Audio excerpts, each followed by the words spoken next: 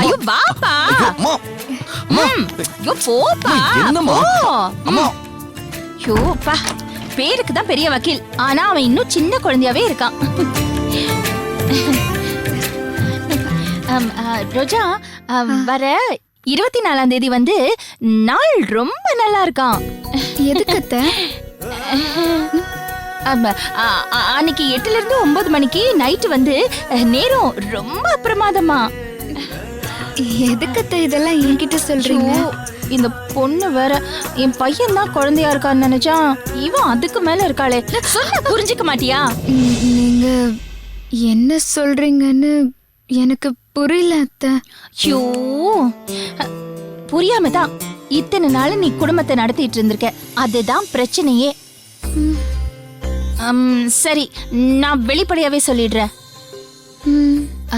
இது பாருமா, வர 24ஆம் தேதி நீயும் அர்ஜுனும் ஹனிமூனுக்கு போறீங்க.